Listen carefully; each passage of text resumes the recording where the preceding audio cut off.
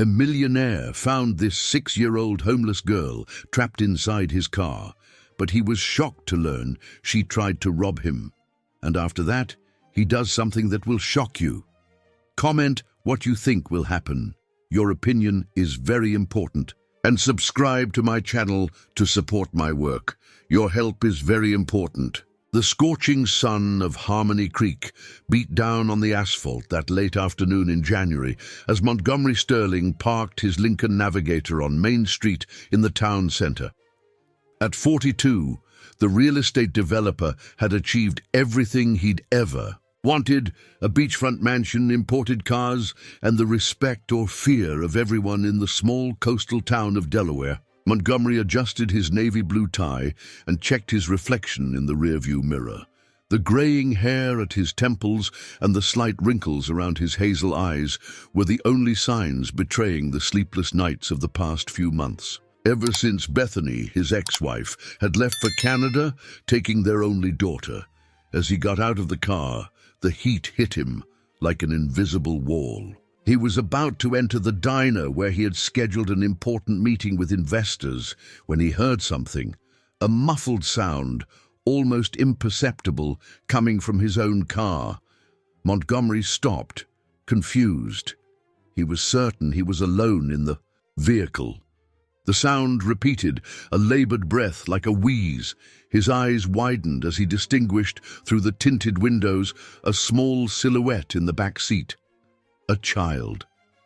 Panic seized him as he realized that the girl, who couldn't have been more than 6 years old, was clearly struggling to breathe. Without thinking twice, Montgomery grabbed the car's fire extinguisher and smashed the rear window. "It's okay, honey. You're going to be all right," he whispered, although his own heart was racing. The girl, with dark brown hair plastered to her forehead with sweat, had slightly bluish lips. An asthma attack he immediately recognized. His daughter also suffered from the same problem. Montgomery carefully lifted her out of the car, noticing how small and light she was in his arms.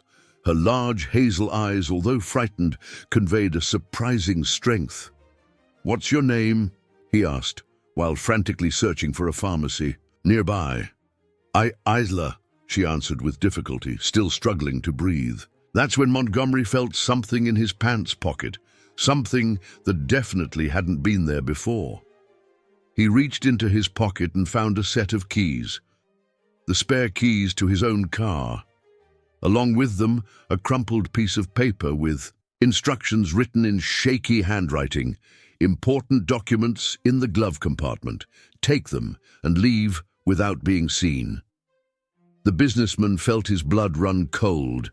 This was a setup. The girl had been used in some kind of scam.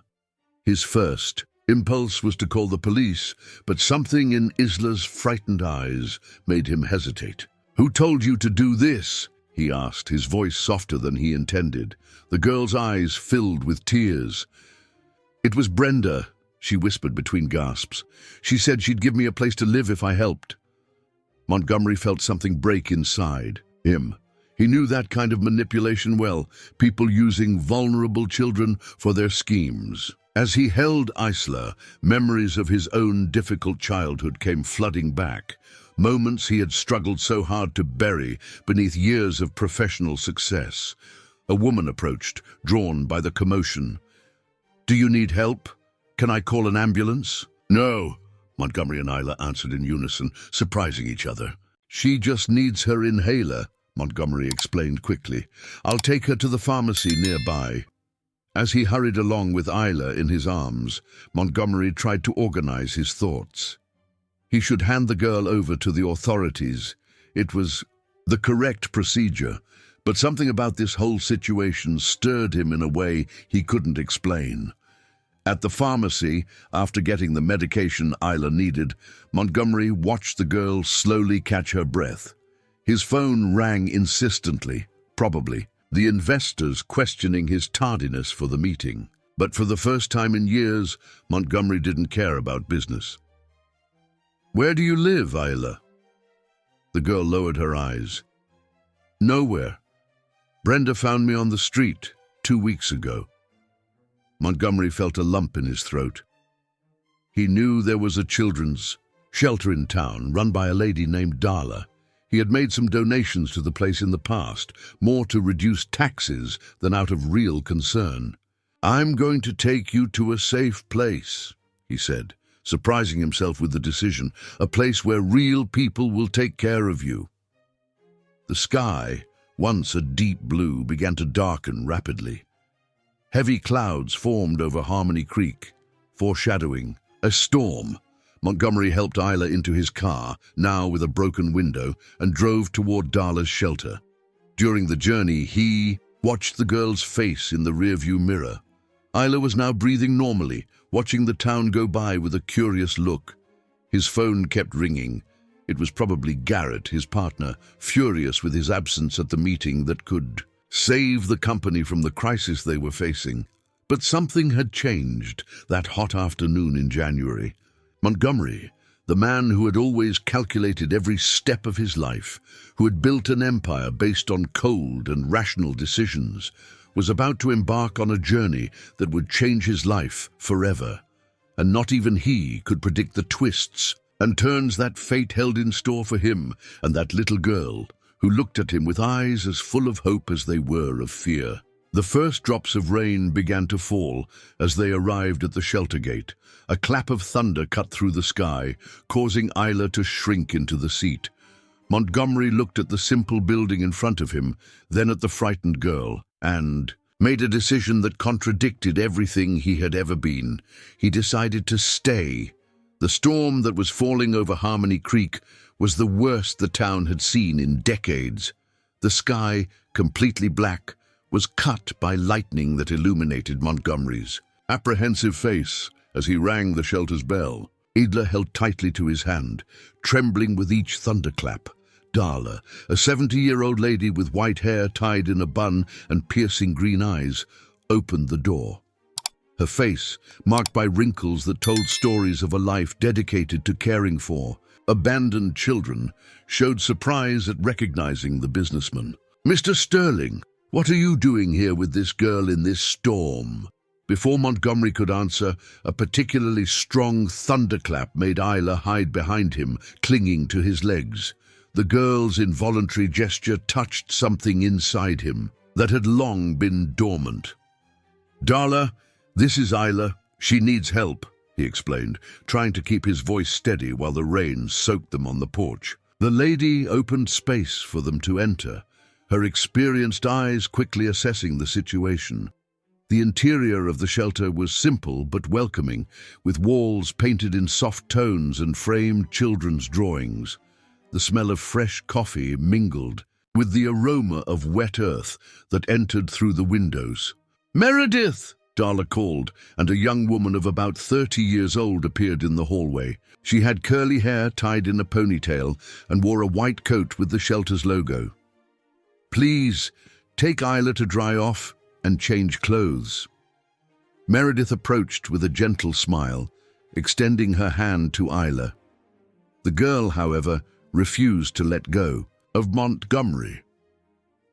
"It's okay," he whispered, surprising himself with his own soft tone of voice. "You can trust her." Reluctantly, Isla followed Meredith, looking back several times until disappearing into the hallway. As soon as they were alone, Darla's expression changed. "Now tell me the truth, Montgomery. What really happened?" He took a deep breath, feeling the weight of his wet clothes. As he narrated the events of the afternoon, another type of storm formed in his mind. His cell phone vibrated incessantly in his pocket. 47 missed calls from Garrett, 23 messages from investors, 12 urgent emails. "The meeting," he murmured, running his hand through his wet hair. "It was our last chance to save the company." "Some things are more important than money," Darla replied with a wisdom that only years can bring. "You made the right choice today." The rain intensified outside, and sounds of water leaking began to echo through the building. An employee appeared in a hurry. "Darla, the water is coming in through the east wing. The children in room 3 need to be moved." The lady's face hardened with worry. Just now that we are overcrowded, Montgomery, I'm sorry, but we need all available hands. Can you? I'll help, he heard himself saying, already removing his soaked jacket. Just tell me what to do. The following hours were a whirlwind. Montgomery, the man who had never dirtied his hands with manual labor, found himself carrying mattresses, improvising barriers against the water, and calming frightened children. Amidst the chaos, his eyes often searched for Isla, who was now wearing dry clothes from the shelter and helping the younger children, showing a surprising maturity for her age. Meredith worked tirelessly by his side, but Montgomery noticed the distrustful glances she gave him. In a moment of pause, while checking the windows on the second floor, she finally spoke. "Why did you really bring her here? What is your interest in all this?" The question took him by surprise. I don't know," he answered honestly. "Maybe because she reminds me of my daughter, or maybe because for the first time in a long time, I did something without thinking about the consequences." A sound of breaking glass interrupted the conversation. Downstairs, children's screams echoed. Montgomery and Meredith ran to the stairs, finding a chaotic scene. One of the windows had yielded to the pressure of the storm, scattering shards of glass and water all over the place. Amidst the confusion, Montgomery saw Isla curled up in a corner, breathing with difficulty. He ran to her, recognizing the signs of another asthma attack. "The inhaler!" he screamed desperately. "Where's the inhaler?" In my pocket," Isla whispered with difficulty, "but it's wet." Montgomery felt the panic grow. The nearest pharmacy was 10 blocks away, and the streets were completely flooded. That's when Meredith appeared with a portable nebulizer. "Quick, help me get her to the infirmary." While carrying Isla through the dark corridors of the shelter, Montgomery felt something different in his chest. It wasn't the calculating concern for his company on the brink of bankruptcy, nor the cold fear of losing his assets. It was a deeper, more humane feeling. In the makeshift infirmary, while watching Meredith administer the medication with professional efficiency, his cell phone vibrated once again. It was a message from Garrett. "Montgomery, it's over. The investors bailed. Sterling Constructions is officially bankrupt." He looked at the message, then at Isla, who was slowly catching her breath. At another time, that news would have destroyed him. But that night, soaked, exhausted and covered in dust, Montgomery Sterling discovered that there were things that money couldn't buy. "Are you okay?" Isla asked weakly, noticing his expression. "I'll be fine," he replied, surprised by the truth. In his words, the storm continued to roar outside, but something inside him had calmed down. He was about to say something else when Darla rushed into the infirmary, her face pale with worry. "Montgomery, there's a woman outside. She says her name is Brenda, and she came to pick up Isla." The air seemed to freeze in the infirmary. Isla grabbed Montgomery's arm tightly, and he could feel the tremor running through the little girl's body. Meredith stepped forward, protective, as a new thunderclap shook the shelter's windows. The night was far from over, and Montgomery knew that the real storm was just beginning. A heavy silence fell upon the shelter's infirmary, broken only by the sound of the torrential rain against the windows and Isla's still gasping breath. Montgomery felt the little girl's grip on his arm tighten. "Don't let her take me," Isla whispered, her eyes wide with fear. "Please, Uncle Montgomery." The businessman felt his heart clench as he heard the way she called him, Uncle Montgomery. No one had ever addressed him with such affection and trust, not even his own daughter, who had always treated him with the formality he himself had imposed in his obsessive pursuit of professional success. "No one's going to take you from here," he promised, surprising himself with the firmness in his voice. Meredith stepped forward, her normally gentle face now marked by a professional seriousness. "As a social worker, I need to verify this situation. Mr. Sterling, will you stay with Isla while Darla and I talk to this woman?" Montgomery nodded, grateful for Meredith's competence. As the two women left the infirmary, he pulled up a chair and sat beside the cot where Isla was lying. The girl was still trembling, but her breathing had normalized thanks to the nebulizer. "Do you want to tell me about Brenda?" he asked softly. Isla lowered her eyes, fidgeting nervously with the hem of the shelter's borrowed t-shirt. "She found me sleeping at the bus station," she began in a low voice. "She said she was going to give me a place to live, food, but then she started teaching me how to do bad things, like getting into my car." The girl nodded, a tear rolling down her face. "She said you were a bad man, that you had hurt a lot of people, that you deserved to lose the things important to you." Adler hesitated before continuing. "She talked a lot on the phone with a woman. I think her name was Bethany." Montgomery felt as if he had been punched in the stomach. Bethany, his ex-wife. The pieces were beginning to fit together in a way he didn't want to believe. Outside the infirmary, raised voices echoed through the hallway. Montgomery could distinguish the strident voice of a woman he assumed to be Brenda. "This girl is my responsibility. I have every right to take her. Do you have any documents to prove that?" Meredith's calm but firm voice questioned. "I don't need any documents. That dirty businessman is manipulating you.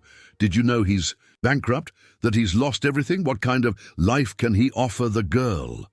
Montgomery felt his face burn with shame. It was true. He was bankrupt. Sterling Constructions, the empire he had built over 20 years, no longer existed. His assets would be liquidated to pay debts. The beachfront mansion, the luxury cars, the status, all gone. "Uncle Montgomery?" Isla's voice brought him back to reality. "Are you crying?" He hadn't even realized the tears streaming down his face. He quickly wiped them away, but something in Isla's gaze made him realize he didn't need to pretend to be strong. "Not here, not with her." "Sometimes adults cry too, honey," he admitted, "especially when they realize the mistakes they've made." That's when the infirmary door burst open. A woman of about 40, with dyed red hair and flashy clothes, stormed into the room, followed by Meredith and Darla. "Ah, so this is where you've been hiding, you little brat." Brenda lunged towards the cot, but Montgomery stepped between them. "You're not going to touch her," he said, his voice low and controlled, but with an authority that made Brenda take a step back. "Look who's talking, the great Montgomery Sterling, defender of the weak and oppressed." Brenda laughed, a harsh, humorless sound. "Was your empire built on defending others or destroying families with your real estate speculation?" Every word was like a knife, because it carried truths he had tried to ignore for years. How many families had he evicted to build his luxury condos? How many lives had he ruined in the name of profit? "You're right," he replied, surprising everyone in the room. "I've made a lot of mistakes. I've hurt people. I've put money above everything, even my own family. But that doesn't justify using a child in your schemes." "Schemes?" Brenda laughed, nervously. "I don't know what you're talking about." "Bethany," Montgomery said simply, watching Brenda's face pale. "How much is she paying you to destroy what's left of my life?" A particularly strong thunderclap shook the building, causing the lights to flicker. When the power stabilized, Montgomery noticed that Meredith had taken out her cell phone and was discreetly recording the conversation. "That's slander!" Brenda shouted, but her nervousness was evident. "I came to get the girl, and I'm taking her right now." She lunged again, but this time it was Darla who stopped her.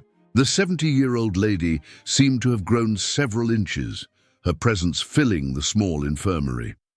"Miss Brenda, I suggest you leave immediately." Her voice was calm but definitive.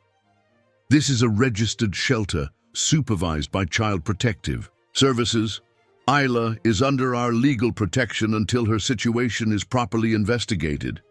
You can't do this, I can call the police if you prefer, Meredith completed, her cell phone still in hand. I'm sure they'll be very interested to hear about your methods of working with vulnerable children. Brenda looked at everyone in the room, her eyes lingering on Isla, who curled up even more on the cot. Finally, she took a step back. This isn't over, she threatened before hurrying away.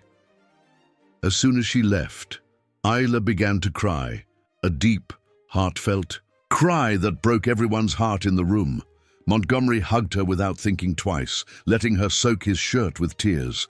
I need to make a few calls, Meredith announced, her face showing a mixture of concern and determination. I'll contact Child Protective Services first thing tomorrow morning. And I'll make tea for all of us, Darla completed. Something tells me this will be a long night. When they were alone again, Isla had already calmed down, but she refused to let go of Montgomery. Uncle Montgomery? She called sleepily. Is it true that you've lost everything? Yes, honey. I've lost a lot today. But you still have your heart, right? Darla always says that's the only thing that really matters. Montgomery felt something warm grow in his chest. Yeah, I guess I still have my heart. And you know what? I think for the first time in my life it's beating the right way. A new thunderclap lit up the room, but this time Isla wasn't scared. Cuddled in Montgomery's arms, she finally allowed herself to sleep, exhausted by the day's events. Outside, the storm continued to batter Harmony Creek, but inside the shelter's little infirmary, something new was beginning to be born. An unlikely connection between a bankrupt businessman and an abandoned girl, proving that sometimes you have to lose everything to find what really matters. What neither of them knew was that, at that very moment, Brenda was frantically typing a message on her cell phone. It all went wrong. He found out about you. What do we do now? In Canada, Bethany read the message with a smile on her face. Her revenge plan was just beginning. The early hours dragged on at the shelter as the storm continued its violent symphony over Harmony Creek. Montgomery remained seated beside the cot where Isla slept, watching the serene face of the girl who, in less than 24 hours, had turned his life upside down. The businessman picked up his cell phone, now without battery, and stared at it as if it were a strange object. Inside were the last messages that decreed the end of his financial empire.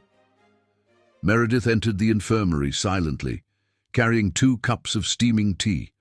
She offered one to Montgomery, who accepted with a nod. The social worker sat on the other side of the cot, her hazel eyes studying the man in front of her with a mixture of curiosity and distrust.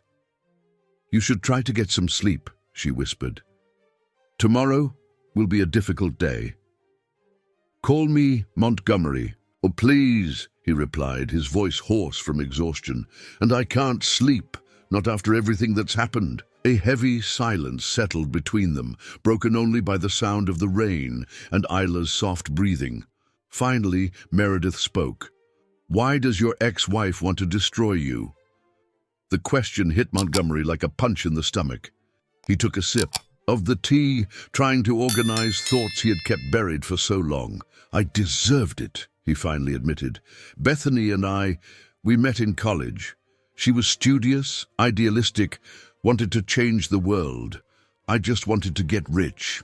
He paused, his hands tightening around the cup. We married young, had our daughter Parker, but while I was building my empire, I destroyed my marriage. Bethany hated my methods in business, the way I stepped over everything and everyone. And what happened? She tried to change me for years, show me the impact my decisions had on people's lives, but I was blinded by success, by power. Montgomery looked at Isla, a sad smile on his face. Ironically, I needed to lose everything to see what she tried to show me for so long. A particularly strong thunderclap made the windows tremble. Isla stirred on the cot, restless, but didn't wake up. Montgomery adjusted the blanket over her with a care that surprised Meredith. You know what's hardest, he continued, seeing how my obsession with money affected Parker. My own daughter grew up seeing me as a stranger who showed up every now and then with expensive gifts, but never had time for a hug, a conversation. And now she's in Canada with your ex-wife.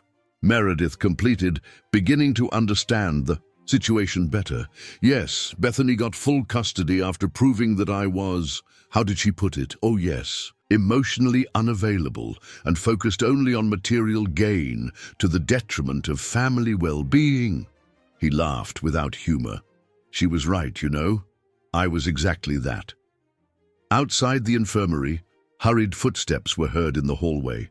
Darla appeared at the door, her normally serene face marked by worry. Meredith, we need you in the East Wing. The water is rising and the children are scared. The social worker got up immediately. Montgomery, will you stay with Ela? I'm not going anywhere, he promised. As soon as he was alone with the girl, Montgomery allowed the tears, which he had held back for so long, to finally fall. He cried silently for everything he had lost, for everything he had wasted, for all the times he had chosen money instead of love. Don't cry, Uncle Montgomery. Isla's sleepy voice caught him by surprise. The girl had woken up and was watching him with those big hazel eyes that seemed to see his soul. Sorry, honey. I didn't mean to wake you. Are you sad because you lost your things? Montgomery thought for a moment before answering. No, not really. I'm sad because it took me so long to realize that things aren't the most important thing. Isla sat up on the cot, her hair messy from sleep. When I lived on the street, she began timidly, there was a lady who always gave me bread. She had almost nothing, but she shared it with me. She taught me that we only truly have what we give to others. The girl's simple words hit Montgomery with an overwhelming force. How many lives could he have touched if he had used his money and influence to help instead of harm? The moment was interrupted by a deafening noise coming from the roof, followed by screams of panic. Montgomery picked up Ela instinctively and ran to the hallway. The scene he found was chaotic. Part of the roof had collapsed, letting the rain enter freely. Employees and children were running in all directions, while Darla tried to maintain order. All children to the ground floor, she commanded with authority. Meredith, take the little ones first. Montgomery observed the building's structure with critical eyes. Years building buildings had given him that knowledge. The whole roof is going to collapse if we don't do something. What do you suggest? Darla asked, for the first time showing real despair. That's when Montgomery had an idea. Still holding Isla, he took out his cell phone and, using the charger, borrowed from one of the employees, made a call he never imagined he would make. Garrett, I know you must hate me now, but I need your help. Remember that. Construction material we bought for the luxury condo. Bring everything to the shelter of hope. Now. Are you crazy? His ex-partner's voice sounded incredulous on the other end of the line. That material costs a fortune. I don't care. Lives are more important than money. Montgomery paused. I learned that today. But there was a long silence on the line before Garrett replied, I'll be there in 20 minutes. The following hours were a test of physical and emotional endurance. Under the torrential rain, Montgomery coordinated an improvised team of shelter, employees and volunteers who gradually arrived, attracted by the commotion. Using the construction material brought by Garrett, they managed to make an emergency repair to the roof. While working, Montgomery noticed something strange. For the first time in his life, he wasn't thinking about how much it was going to cost or what he would gain in return. He was simply helping because it was the right thing to do. It was already past 5 in the morning when they finally managed to control the situation. Montgomery was soaked, dirty, and exhausted, but he felt a satisfaction that no millionaire business had ever given him. That's when his cell phone, recently charged, rang once more. It was a message from an unknown number. Very touching, your transformation into a hero, Montgomery. But don't forget that I know all your secrets, all of them, And soon everyone will know too. Signed, Someone You Hurt. Montgomery felt a chill that had nothing to do with his wet clothes. He looked at Isla, who had fallen asleep on an improvised mattress with other children, and then at the message again. The storm outside was beginning to subside, but he knew that the real storm in his life was just beginning. Because some secrets, once revealed, have the power to destroy much more than financial empires. They can destroy the only thing he was beginning to recover, his humanity. The morning arrived in Harmony Creek, bringing a timid sun that struggled to appear between the remaining clouds of the storm. The shelter of hope was silent, with most of the children and employees finally resting after the turbulent night. Montgomery watched the city through the window of Darla's office, where an emergency meeting was about to begin. His eyes scanned the flooded streets, silent witnesses to the chaos of the previous night. Several parts of the city were without power, and rescue teams were working to help stranded families.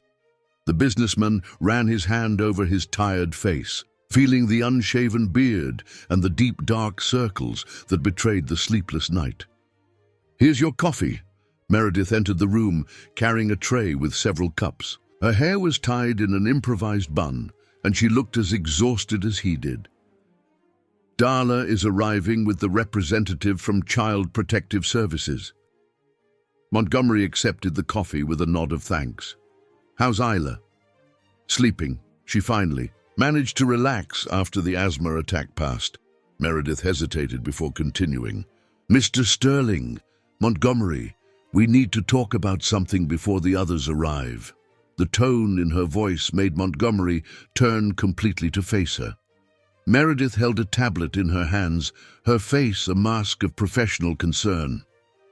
"I did a quick search on your businesses," she began, choosing her words carefully, "and I found some disturbing things." Montgomery felt his stomach sink. "What exactly did you find?" "The Maple Acres case." She slid her finger across the screen, reading. 3 years ago, 50 families were evicted for the construction of a luxury condo. The process was irregular, with allegations of falsifying documents and bribery. The words hit Montgomery like physical blows. Maple Acres, one of Sterling Construction's greatest commercial successes and his greatest moral sin. "I also found records of a project called Phoenix Initiative," Meredith continued. "Apparently your company bought land in poor areas, provoked artificial devaluation of the region, and then—" "Stop!" Montgomery interrupted her, his voice trembling. "I know what I did.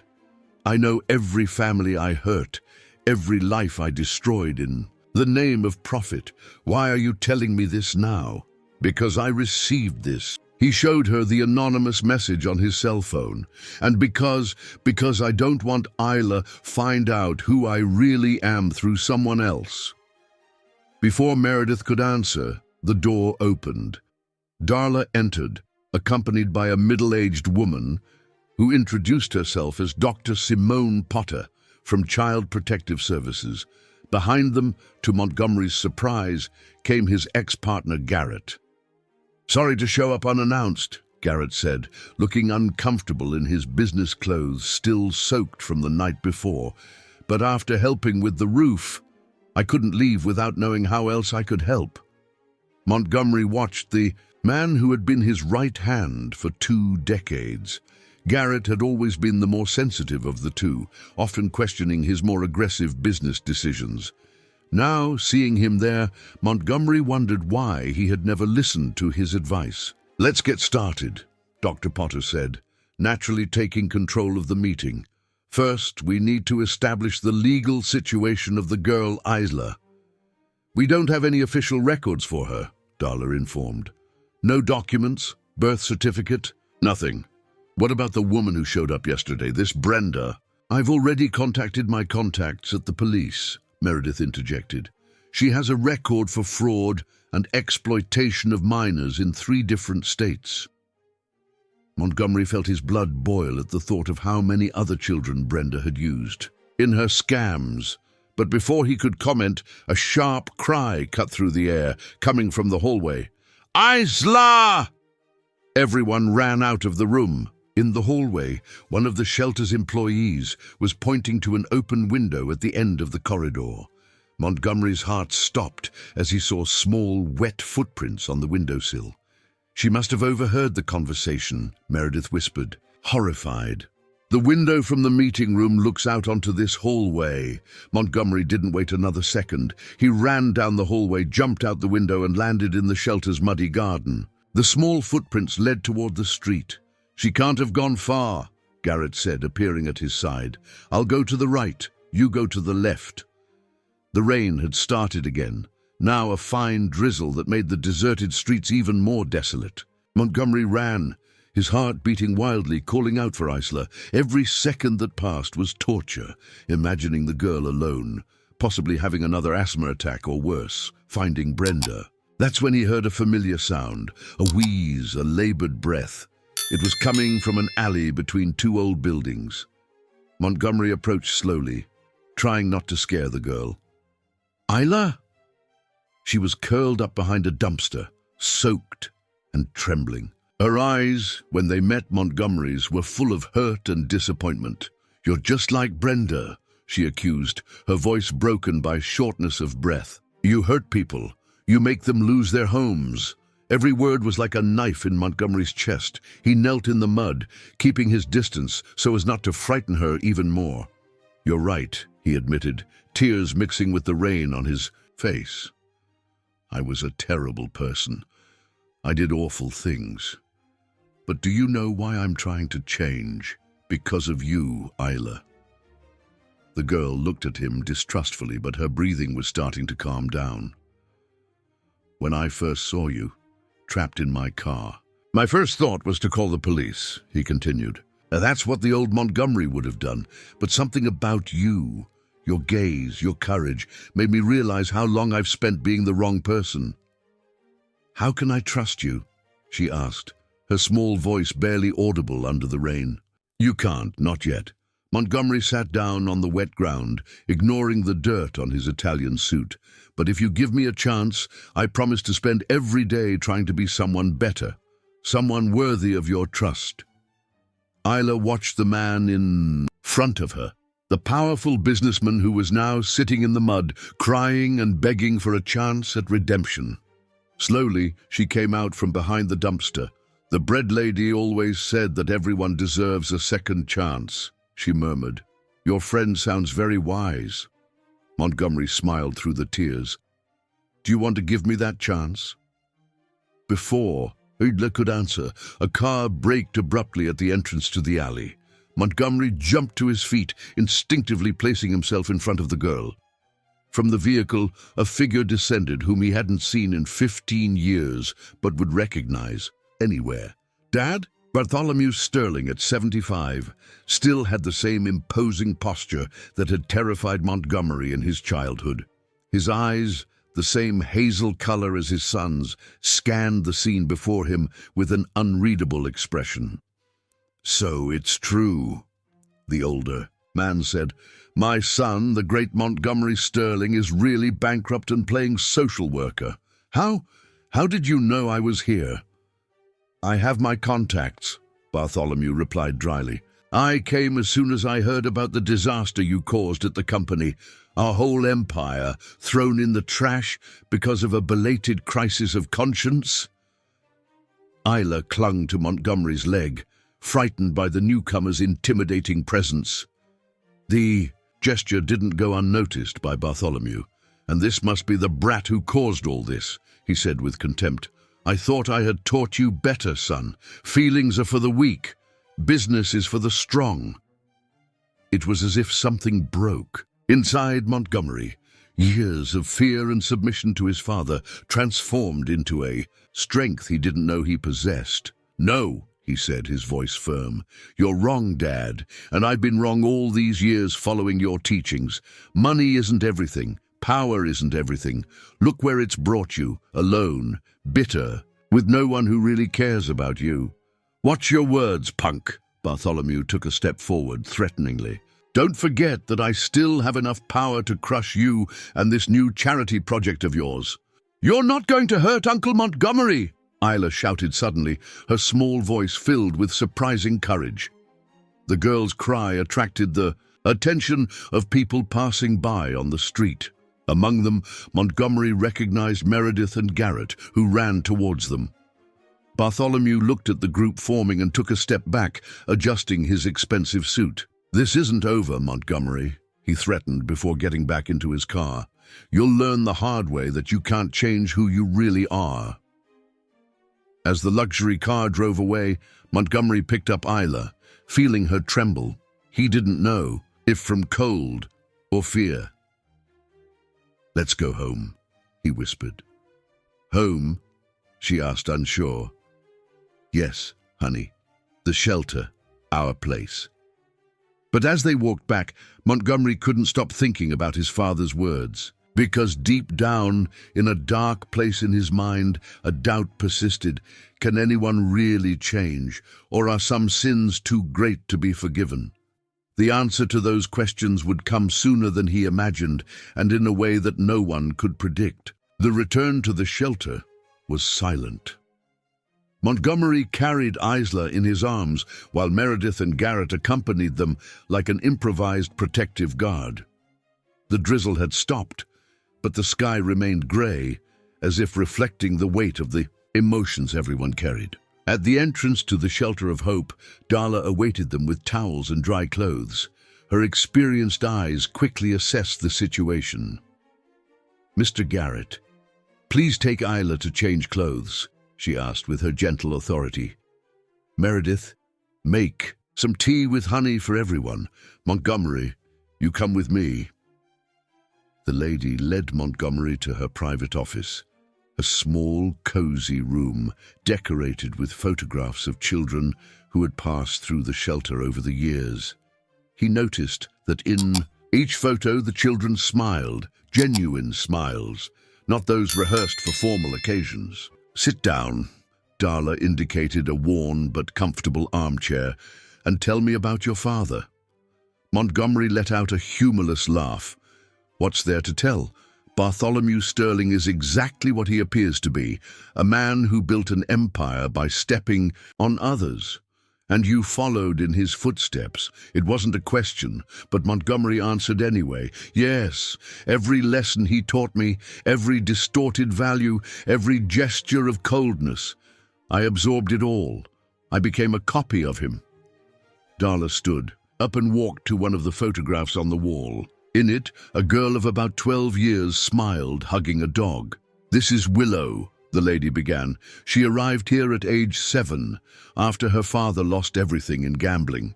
She grew up with so much fear of becoming like him that she almost lost herself. In the process of being the opposite." Darla turned to Montgomery.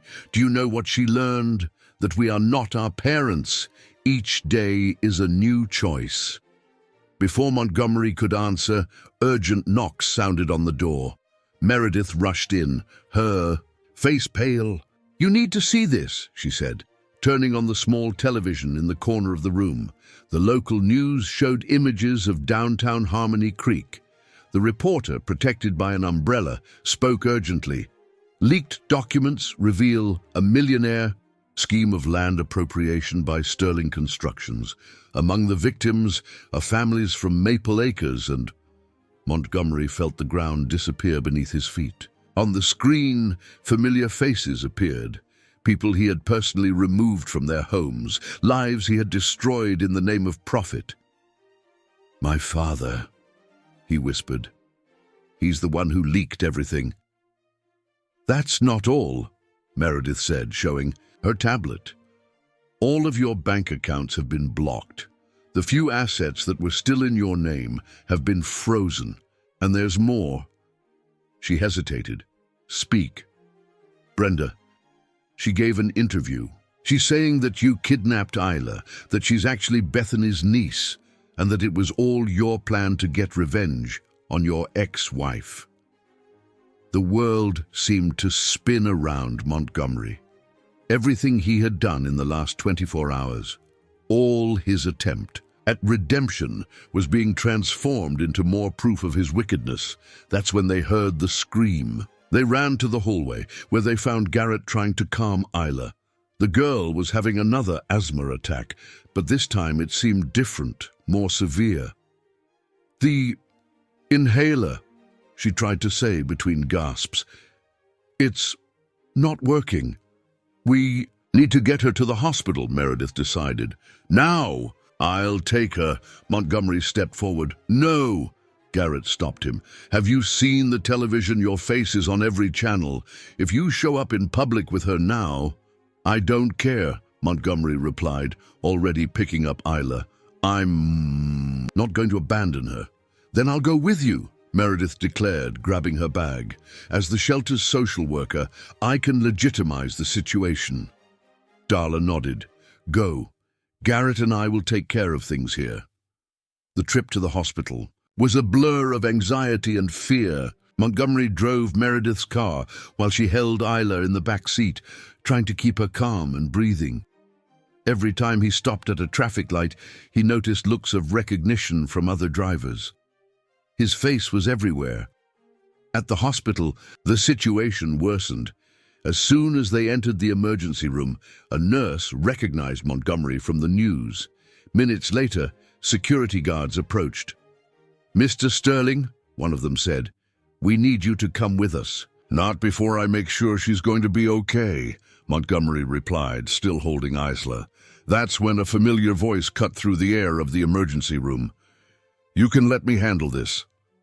Montgomery turned around and his heart almost stopped. There, wearing a white coat and with a stethoscope around his neck, was Heath Lawson, one of the residents of Maple Acres, whom he had personally evicted. The doctor approached, his eyes fixed on Isla. "She needs immediate attention. Severe asthma attack, possible pulmonary complication." He paused, finally looking at Montgomery. "Leave her with me." "Dr. Lawson," Montgomery began, his voice trembling. "Now is not the time for that," the doctor cut him off. "Your revenge will have to wait. First, we save the girl." Montgomery allowed the nurses to take Isla, his heart breaking as he saw the fear in her eyes as she was led away from him. "It's going to be okay, honey," he promised, praying it wasn't a lie. The following hours were a test of emotional endurance. Meredith used her official position to stay informed about Isla's condition, while Montgomery remained in a corner of the waiting room, trying to make himself invisible, an irony for someone who had always wanted to be the center of attention. His cell phone wouldn't stop vibrating. Messages from acquaintances, journalists, former victims of his businesses, and worst of all, a new message from the unknown number. "This is just the beginning, Montgomery. There are more people willing to expose your dirty secrets than you imagine. Even your precious Isla will discover the monster you really are." He was about to turn off his cell phone when a call from Garrett came in. "Montgomery, you need to get back to the shelter now. Your father is here with court officers. They have a warrant. They're saying you're unfit to be around children, that the shelter could lose its license for sheltering you." "I'm coming," he replied, already getting up. "No!" Meredith stopped him. "If you leave now, they'll arrest you. And Isla needs you here. But the shelter, let me handle it," she said, grabbing her things. "You're not the man who solves everything with money and power anymore, remember? Trust the right people now." Montgomery watched Meredith leave, feeling more helpless than ever. That's when Dr. Lawson returned to the waiting room.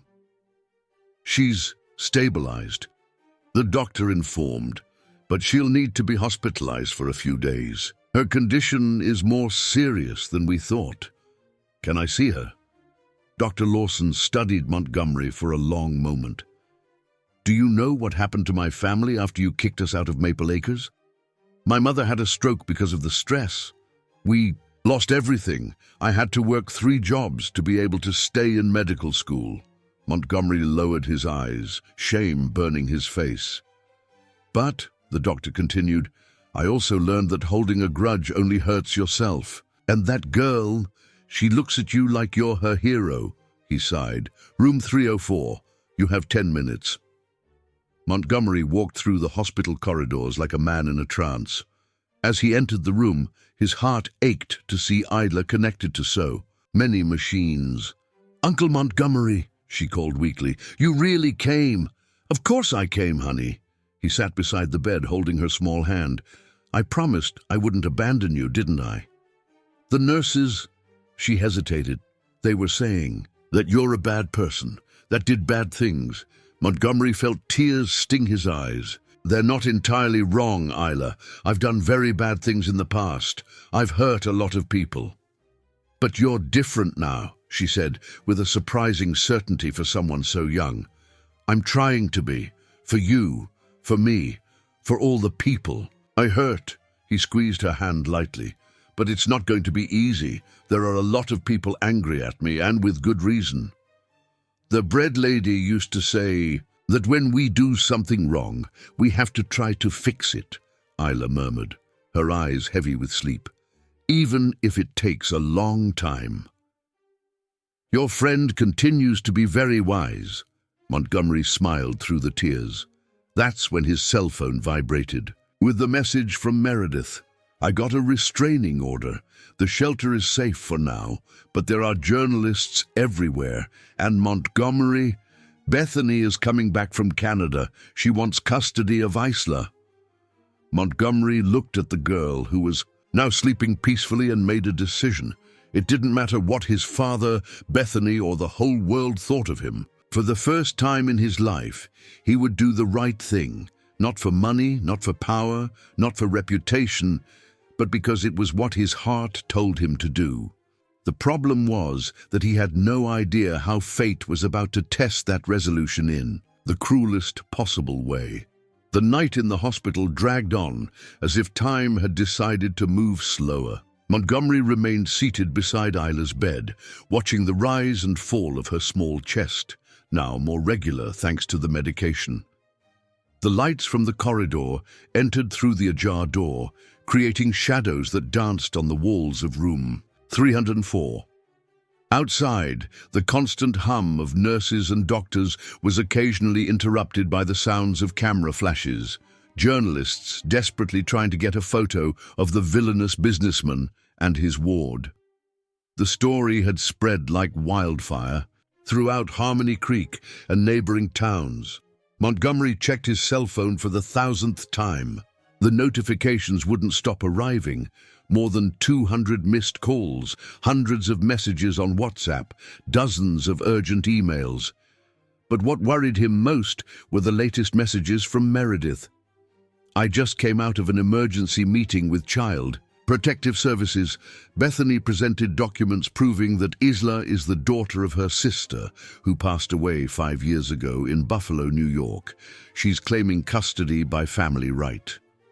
Followed by, Montgomery, there's more. I found old records. You knew Isla's mother. She was one of the families from Maple Acres. The businessman felt as if all the air had been sucked out of the room. His hands trembled as he typed a reply. Impossible. I would remember. Meredith's response came instantly. Marielle Swanson, apartment 407, Block B. You personally conducted the expropriation negotiation. She refused to leave, said she was pregnant and had nowhere to go. You gave her 24 hours to leave the premises. The words on the cell phone screen began to blur as long-buried memories resurfaced. Marielle. Of course he remembered her. Now, young, determined, with the same deep hazel eyes as Isla. She had begged for more time, explained that her pregnancy was high risk, that she needed stability. And he... I said that personal problems weren't an excuse to delay progress, he muttered to himself, bile rising in his throat at the memory of his own cruel words. A movement in the hospital bed brought him back to the present. Isla stirred restlessly, her face contorted in an agitated dream. Mommy, she murmured, a tear rolling down her sleeping face. Don't go. Montgomery felt his heart shatter into 1,000 pieces. How many nights had that little one cried for the mother she had lost, a mother he, indirectly, had helped take from her?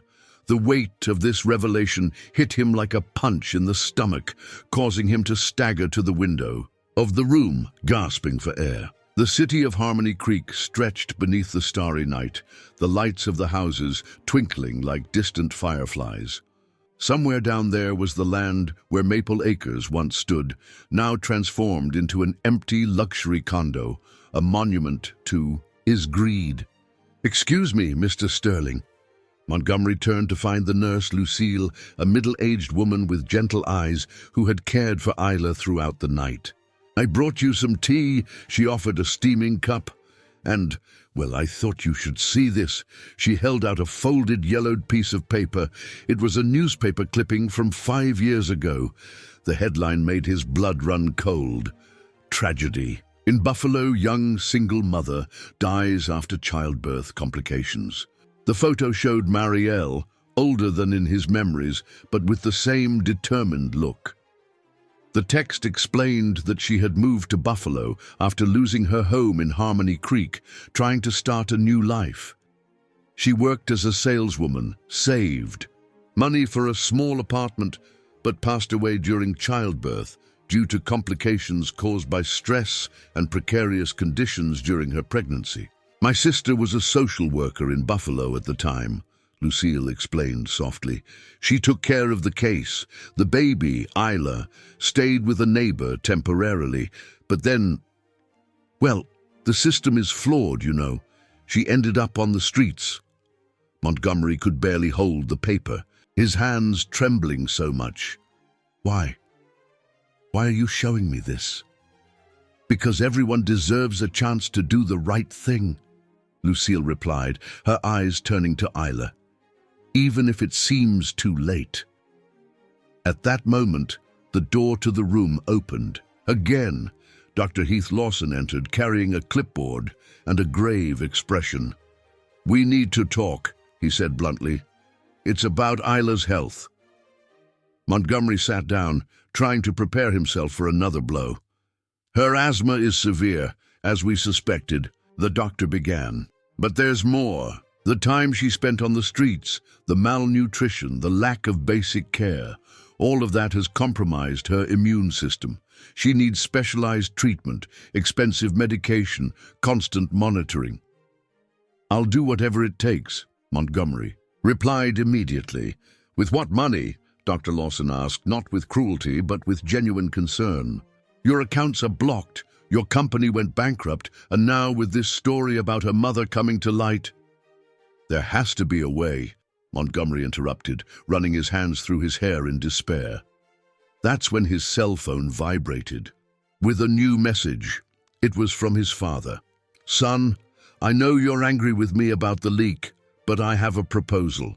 Sell your remaining shares of the construction company to me, abandon this madness with the girl, and I'll guarantee you maintain a comfortable life. Otherwise, I'm not responsible for what might happen when the press discovers your connection to her mother."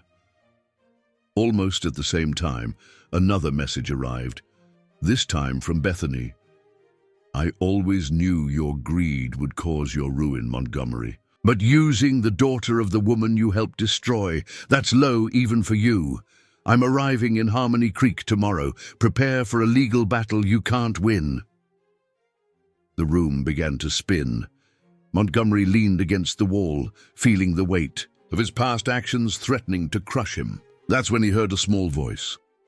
"Uncle Montgomery, are you crying again?" Isla had woken up and was watching him with those eyes, Marielle's eyes, full of innocent concern. Without thinking twice, he approached the bed and knelt beside her. "Isla, I need to tell you something," he began, his voice trembling. "Something about your mother." "You knew her?" the girl asked, her eyes widening in surprise. "Yes, honey, and she was the bravest person I've ever known." Montgomery paused, gathering courage. "But I did something terrible to her, something I'll never be able to completely fix." As he spoke, telling the story in the gentlest way possible, He watched Isla's face go through various emotions: surprise, sadness, confusion, and, what hurt the most, a flash of fear. "So, is it my fault that you're crying?" she asked when he finished, her voice small and insecure. "No, my love," he replied, the tears now flowing freely. "It's all my fault. It always has been. But I promise by your mother's memory, that I'm going to spend the rest of my life trying to fix what I did." Isla was silent for a long moment, her small face concentrated as if trying to solve a very complex problem. "The bread lady," she began slowly, "always said that when we hurt someone by accident, we have to apologize and try to make the person happy again." "And when we hurt someone on purpose?" Montgomery asked, his voice barely audible.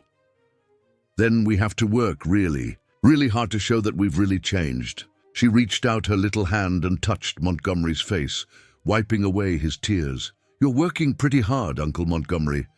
I know you are." The innocent gesture, the simple wisdom of that child who had suffered so much because of him, broke something inside Montgomery. There, kneeling beside the hospital bed, he made a silent oath to Marielle, to Isla, and to himself. No matter what it cost, he would do the right thing this time. What he didn't know was that, on the other side of the city, a secret meeting was taking place between Bartholomew Sterling and Bethany, and what they planned would forever change the fate of everyone involved in this story. The morning arrived, in Harmony Creek, bringing a different clarity, as if the sun itself was hesitant to illuminate the events that would unfold that day. In room 304 of the hospital, Montgomery woke up with a sore neck from having slept in the uncomfortable armchair next to Isla's bed. The girl was still asleep, her serene face showing no sign of the worries that surrounded her. The businessman checked his cell phone and found an urgent message from Meredith. "Emergency meeting at the hospital in 15 minutes. Bethany has arrived." He barely had time to process the information when Darla entered the room, carrying a folder full of documents and a worried expression that didn't match her usual serene demeanor. "Montgomery," she whispered so as not to wake Isla. "We need to talk before your ex-wife arrives. We've discovered something." The two went out into the hallway, where Meredith was already waiting for them along with Garrett. Montgomery's ex-partner looked like he hadn't slept, his deep, dark circles, betraying a night of intense research. "I spent the night investigating," Garrett began, his voice low and urgent. "After you mentioned Marielle Swanson, something stuck in my head. I remembered having seen that name before in other documents from the construction company." He opened his folder and spread several papers on a nearby table. "Look at this. 3 months before the expropriation of Maple Acres, Marielle filed a lawsuit against the construction company. She had evidence of irregularities in the project, documents that could have stopped the entire work." "But I never knew about that lawsuit." Montgomery frowned, confused. "Because someone buried it," Meredith interjected, picking up one of the documents. "Someone with enough power to make lawsuits disappear from the judicial system." A father," Montgomery murmured, the pieces falling into place in his mind. "He always took care of the legal part of the company. Said I should focus on business, leave the boring paperwork to him." "There's more," Darla added, her voice trembling slightly. "I managed to contact Marielle's old neighbor in Buffalo, the one who took care of Isla in the beginning. She told a different story about how the girl ended up on the streets." This moment, the elevator at the end of the hallway opened. Bethany emerged from it like a contained storm, her high heels echoing on the hospital floor. Even after years living in Canada, she maintained the elegant and intimidating posture that Montgomery knew so well. Beside her came a woman he recognized from the photos, Brenda. Well, Bethany smiled, a cold smile that didn't reach her eyes. What a touching scene. The great Montgomery Sterling and his support team trying to fix years of destruction. "Bethany," Montgomery took a step forward, trying to keep his voice calm. "Can we talk civilly?" "Civilly?" she laughed, a humorless sound. "How were you civil with Marielle? How were you civil with all the families you destroyed?" "I know I've made terrible mistakes," he admitted. "But Isla, don't you dare say her name." Bethany cut him off. "You don't have that right, not after what you did to her mother." That's when another voice joined the discussion. "Actually, no one here has that right." Everyone turned to see Dr. Heath Lawson approaching, carrying a large envelope and a grave expression. "What are you talking about?" Bethany asked, her confidence faltering for the first time. "I spent the night reviewing Isla's tests," the doctor explained, opening the envelope, "including a DNA test we did to check for possible hereditary conditions." Montgomery felt his heart race. Beside him, Meredith held his hand in silent support. "And?" Bethany pressed, impatient. "And that you, Miss Bethany, have no blood relationship with Isla. The documents you presented, claiming that she is the daughter of your sister, are false." The hallway plunged into a deafening silence. Brenda took a step back, as if she wanted to disappear. Bethany, for the first time, seemed to lose control. "Impossible! I have a birth certificate, documents." "Forged!" A new voice thundered through the hallway. Bartholomew Sterling approached, leaning on his expensive cane, but still emanating authority. "Just like the documents you used in the divorce, isn't it, Bethany?" Montgomery watched the scene with a sense of unreality. His father, the man who had tried to destroy him, now seemed to be helping. "What are you talking about, Bartholomew?" Bethany recovered her composure, but her voice trembled slightly. "I'm talking about the documents you falsified to get custody of Parker, those that proved that Montgomery was an absent and negligent father." The old businessman shook his head. "You really thought I wouldn't find out?" "You can't prove anything," Bethany said through her teeth. "I can prove everything." Bartholomew smiled, a smile that Montgomery knew well, the smile of someone who held all the cards. "Including your participation in Isla's disappearance in Buffalo."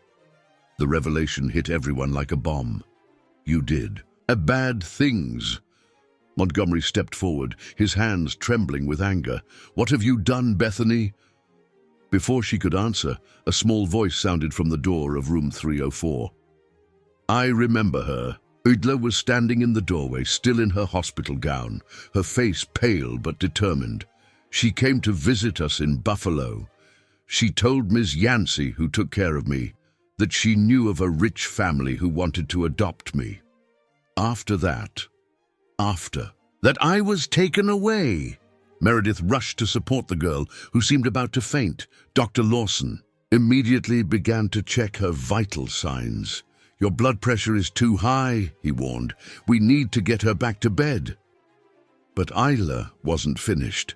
Looking directly at Bethany, she continued, "You said you were going to give me a real family, but you just gave me to Brenda and told her to use me to hurt Uncle Montgomery." Bethany staggered as if she had been slapped. Brenda, seeing the plan collapsing, tried to flee, but was stopped by hospital security guards, whom Bartholomew had strategically positioned. "Why?" Montgomery asked his ex-wife, his voice filled with pain. "Why do all this?" "Because you destroyed my life," Bethany exploded. "Destroyed my dreams, my beliefs. I really believed I could change you, make you see the evil you caused, but you only cared about money and power, so I decided to use your own weapons against you." "Using an innocent child," Darla intervened, her voice filled with disappointment. "It was perfect," Bethany continued, as if she needed to justify her actions. "The daughter of one of your victims, thrown in your path, making you fall in love with her only to then discover the truth. It was the perfect revenge." "Revenge?" Isla asked, her small voice filled with a wisdom beyond her years. "The bread. Lady always said that revenge is like drinking poison and waiting for the other person to die." The hospital corridor became completely silent after the girl's words. Montgomery felt something warm run down his face and realized that he was crying not from sadness or anger, but from admiration for the strength of that little girl who, even after all she had suffered, could still see the truth so clearly. That's when Bartholomew Sterling did something no one expected. He knelt, with difficulty due to his age, in front of Isla. "Girl," he began, his normally authoritative voice now soft, "you've made me see something it took me 75 years to understand. True strength isn't in destroying, but in forgiving, in rebuilding." Montgomery watched the scene in astonishment. His father, the man who had taught him to be ruthless in business, was kneeling before a child, admitting his mistakes. "Son," Bartholomew turned to Montgomery, still kneeling, "I spent my life teaching you all the wrong things. I turned you into a copy of my worst flaws. But this girl, she's turned you into the person I should have been." At this moment, Dr. Lawson intervened again. "Sorry to interrupt, but Isla really needs to rest. Her blood pressure is getting too high." As the girl was taken back to the room, Bethany remained standing, like an ice statue melting under the weight of her own actions. Brenda had been taken away by the security guards, probably to testify about her role in the whole story. "What happens now?" Meredith asked, breaking the heavy silence that had settled. It was Darla who answered. Now we start to rebuild, not just the shelter or Montgomery's reputation, but mainly the bonds that were broken by hatred and greed." Montgomery looked out the hospital window, watching the city of Harmony Creek wake up to another day. Somewhere out there, the land of the old Maple Acres waited to be transformed into something new. Perhaps not a luxury condo, but something that would really make a difference in people's lives. What no one knew, however, was that fate still held one last surprise, one that would forever change the lives of everyone involved in this story, especially Isla and Montgomery. The days that followed at the hospital were a roller coaster of emotions. Room 304 had transformed into a kind of improvised headquarters, where important decisions were made while Isla continued her treatment. The girl alternated between moments of improvement and sudden relapses, each of them making Montgomery's heart clench with worry. On a particularly hot afternoon, while Isla slept after a nebulization session, Montgomery received an unexpected visit.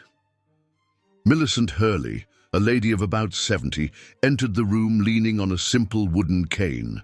Her hazel eyes, marked by deep wrinkles, shone with a serene wisdom. "The bread lady," she introduced herself simply. Montgomery jumped up, immediately recognizing the person Isla talked about so much, the woman who had fed and advised the girl during her most difficult days on the streets. "Miss Hurley," he began, his voice choked with emotion. How did you find us?" "News travels fast in a small town," she smiled, sitting in the armchair he offered. "When I saw the story in the newspapers, I recognized my little Isla. I couldn't stand idly by." Millicent observed the sleeping girl for a few moments before continuing. "You know, Mr. Sterling, I always knew that God had a bigger plan for her. Even on the most difficult days, when she appeared at my bakery trembling with cold and hunger, there was a special light in those eyes. You took care of her when no one else." "I did," Montgomery said, feeling the gratitude tighten his throat. "I did what anyone with a little humanity would do," she replied simply. "But now I've come here for another reason. I need to tell you something about Marielle, her mother." The name made Montgomery stiffen in his chair. Millicent noticed his reaction and continued, her voice soft but firm. "I met Marielle when she still lived in Maple Acres.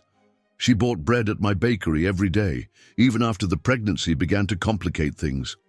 One day, she arrived crying, saying she had to leave her house. She showed me some documents, spoke of irregularities she had discovered in the construction company's business. "The documents that my father buried," Montgomery murmured. Yes, but they weren't just papers from the construction company, Millicent continued, rummaging in her worn bag. Marielle had another secret, something she kept until her last days. The lady took a yellowed envelope from her bag, the edges worn by time. She asked me to keep this. She said that one day the truth would need to come to light, but it needed to be at the right moment. Montgomery took the envelope with trembling hands. Inside he found old photos and a diary. His heart almost stopped when he saw the first photograph. Marielle, very young, next to a woman he knew very well. "My mother," he whispered, incredulous. "Your mother, Clara Sterling, was Marielle's high school teacher," Millicent explained softly. "They kept in touch for years, even after Clara passed away. Marielle considered her a second mother." Montgomery felt the world spin around him. His mother, who had passed away when he was only 12 years old, leaving him under the authoritarian care of his father, had a connection with Marielle that he had never imagined. "There's more," Millicent continued, indicating the diary. "Your mother financially helped several families in the region, discreetly, using the money she received as a teacher. Marielle was one of them. When Clara passed away, she continued her social work, helping other people in need." Montgomery's hands trembled so much that he could barely hold the diary. The pages contained his mother's delicate handwriting, recounting her charitable actions and her dreams of transforming the community. On the last page, there was a letter addressed to him. "My dear son, if one day you find this diary, I hope it helps you see what I always tried to teach you, that our true wealth lies in the good we do to others. Your father may have taught you to build empires, but I always knew that your heart was made to build bridges between people. With eternal love, Mom." Tears streamed freely down Montgomery's face as he read. Beside him, Millicent continued. "When Marielle discovered she was pregnant, she was already ill. The doctors said the pregnancy was high risk, that she should terminate it, but she refused. She said her daughter would be special, that she would continue the legacy of kindness that Clara had begun." At this moment, a movement on the bed caught the attention of the two. Adela was waking up, her sleepy eyes opening slowly. "Bread lady," she exclaimed upon seeing Millicent, trying to sit up in bed. "Easy, my little one," Millicent smiled, approaching to hug her. "You need to rest." "You came to visit me," Isla smiled, her eyes shining with happiness. "I did, my love, and I brought some important stories to tell." In the following hours, Millicent shared memories of her mother with Isla, stories that made the girl laugh and cry. Montgomery observed the interaction, his heart overflowing with contradictory emotions, guilt for the past, gratitude for the present, hope for the future.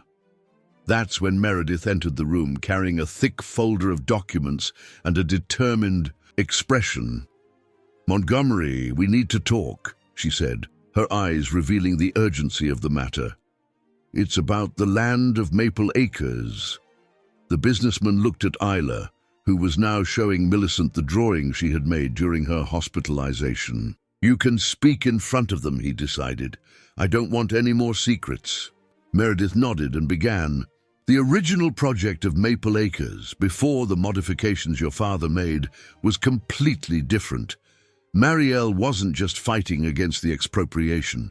She was trying to implement the social project your mother had envisioned. She spread plans and projects on the room's table.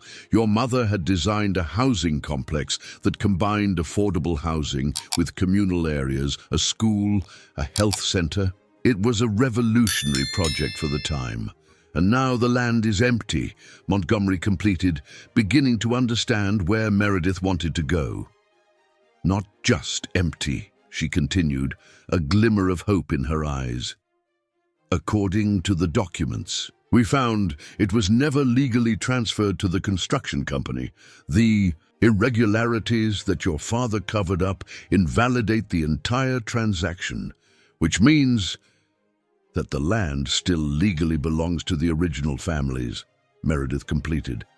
And with your mother's original project, we can rebuild. Adler interrupted suddenly, surprising everyone. Can't we, Uncle Montgomery? We can make a beautiful place where everyone can live happily, just like Mommy and your mommy wanted. Montgomery looked at the girl, marveling at her ability to see simple solutions to complex problems. That's when his cell phone vibrated with a message from Garrett. Emergency meeting with the former residents of Maple Acres. They want to talk. And Montgomery, your father is here. He wants to do something right for the first time in his life. The businessman felt a wave of determination grow in his chest. He looked at his mother's diary, at the old photos, at Isler's hopeful face, and made a decision that would change not only his life, but that of the entire community. Millicent, he turned to the bread lady. You said my mother built bridges between people. I think it's time to build the biggest bridge of all. Nah, what Montgomery didn't know was that that decision would unleash a series of events that would transform not only Maple Acres, but all of Harmony Creek. And in the center of everything, a little girl with asthma and a heart bigger than the world would continue to teach lessons of love and forgiveness to everyone around her. But before any reconstruction could begin, a new challenge would arise, one that would test not only Montgomery's determination, but the very strength of the bond that had formed between him and Isler. Because sometimes, fate has mysterious ways of completing its cycles, and some stories need to face one last storm before finding their true happily ever after. The parish hall of St. Jude's Church, the largest meeting space in Harmony Creek, was packed like never before. In the plastic chairs arranged in a circle sat former residents of Maple Acres, employees of the Shelter of Hope, representatives of the city government, and members of the community. In the center, a simple wooden table served as a focal point, where Montgomery stood, holding his mother's diary as if it were a sacred object. Isla had been discharged from the hospital that morning after 2 weeks of hospitalization. Now she was sitting between Darla and Millicent, the bread lady, her face still pale but with a determined gleam in her eyes. She wore a new blue dress, a gift from Meredith, and held tightly to a drawing she had made during her recovery, a colorful illustration of what she imagined the new Maple Acres to be. Bartholomew Sterling occupied a chair in the farthest corner of the hall, his normally imposing posture now bent by the weight of years and regrets. Next to him, to everyone's surprise, was Dr. Heath Lawson, the doctor who had cared for Isla in the hospital and who, as they later discovered, was the son of one of the families evicted from Maple Acres. Before we begin, Montgomery spoke, his voice echoing in the silent hall, I want everyone to see this. He turned on the projector that Garrett had installed, displaying on the wall the original design of Maple Acres, drawn by his mother, Clara Sterling. A murmur of admiration swept through the room. The plans showed a revolutionary housing complex, low buildings arranged in a circle around a central square, abundant green areas, a community center with a library and study room, a daycare center, a health center, and even a community bakery. This was my mother's dream, Montgomery continued, his voice choked with emotion. A place where people from different realities could live in harmony, where children would have space to play and study, where seniors could spend their afternoons in peace, where the community would be more than a pile of buildings. It would be a true family. He paused, looking directly at the former residents of Maple Acres. I betrayed that dream. Together with my father, we transformed what should have been a project of life into a project of destruction. There are not enough words to express my regret, nor actions that can completely erase the evil we've caused. And what do you intend to do now? Asked a lady in the front row, whom Montgomery recognized as Ms. Franzi, the former community leader of Maple Acres. Nice words don't bring back our homes. That's when Isla stood up, walking to the center of the hall with her drawing in her hand. Without asking permission, she began to speak. When I lived on the street, I dreamed of a house. It didn't have to be big or pretty. It just needed to be a place where I could sleep without fear of the rain, where I could keep a picture of my mom without fear of losing it. She unfolded her drawing, showing it to everyone. Now I dream of a house big enough for everyone, who needs a place to call home. The silence that followed her words was broken by Bartholomew, who stood up with difficulty, leaning on his cane. I also have something to say, the old businessman announced, his normally authoritative voice now trembling. I've spent my entire life believing that success was measured in numbers in a bank account. I taught that to my son. I destroyed the legacy of kindness that my wife tried to build. He took an envelope from his coat pocket. This is the transfer document for all my shares and assets to a community fund. I want it to be used to rebuild not only Maple Acres, but everything we've destroyed over the years. Oh, the revelation caused a commotion in the hall. Garrett, who had remained quiet until then, stood up with a folder of documents. I've already prepared all the financial planning, he explained, distributing copies of the papers.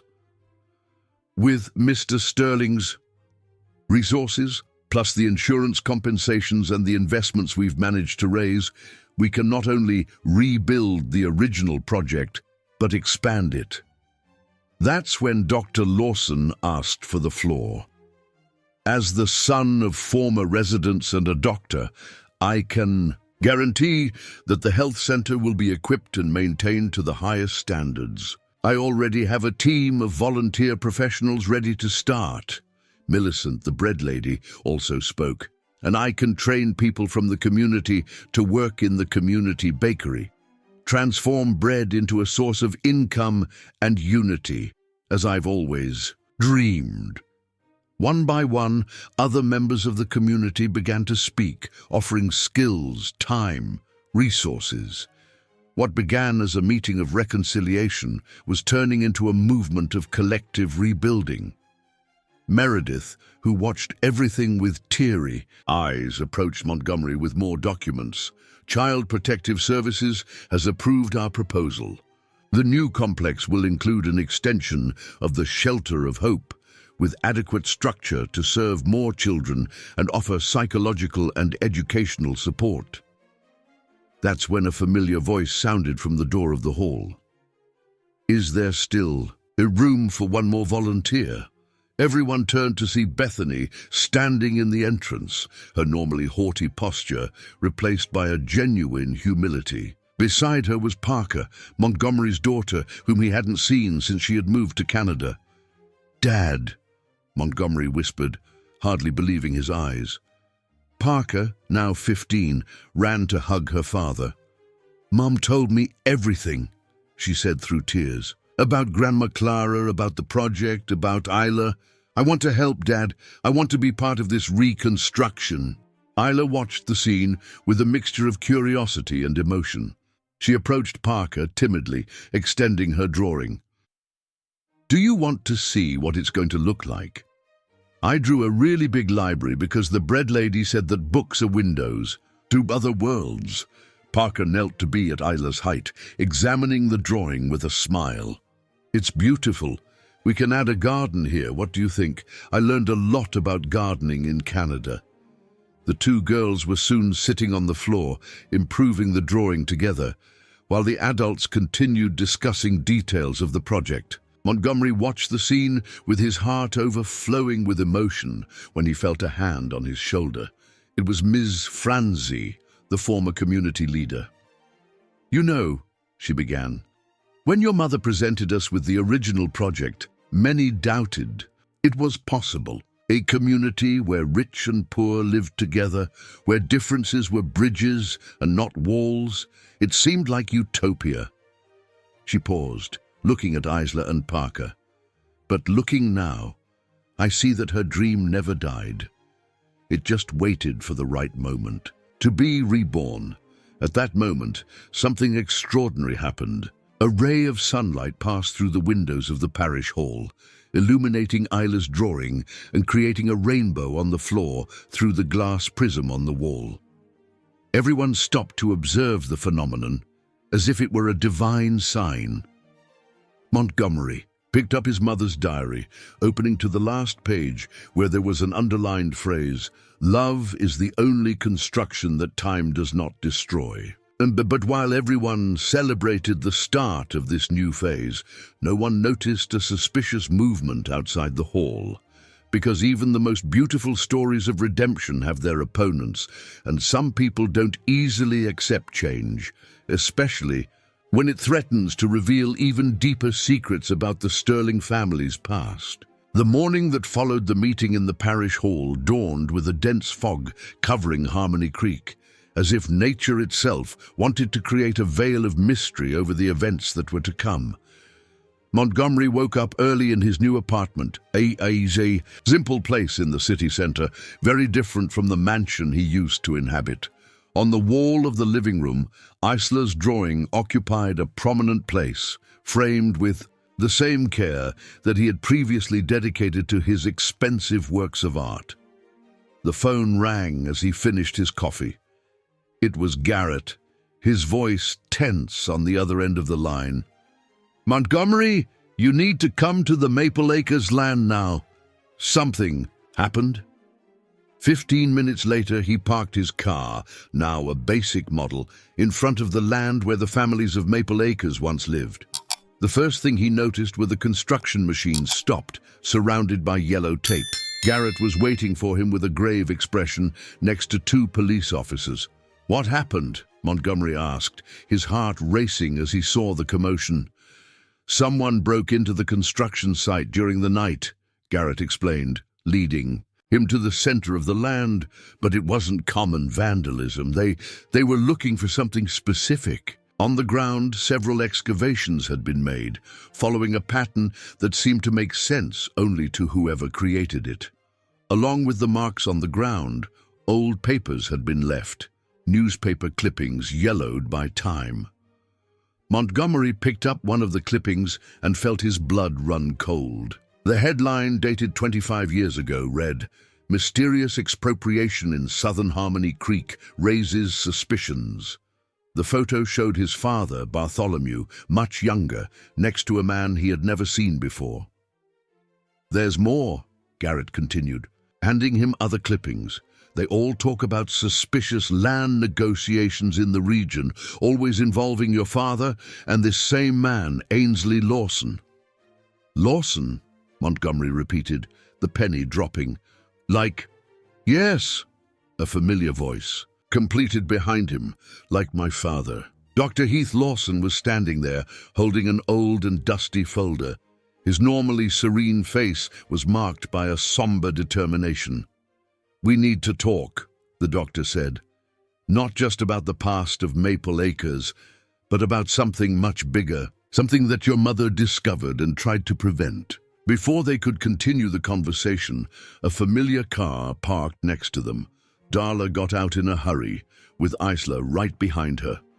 The girl ran to Montgomery, hugging his legs. "Uncle Montgomery!" she exclaimed, her face lit with excitement. "Parker showed me pictures of Canada.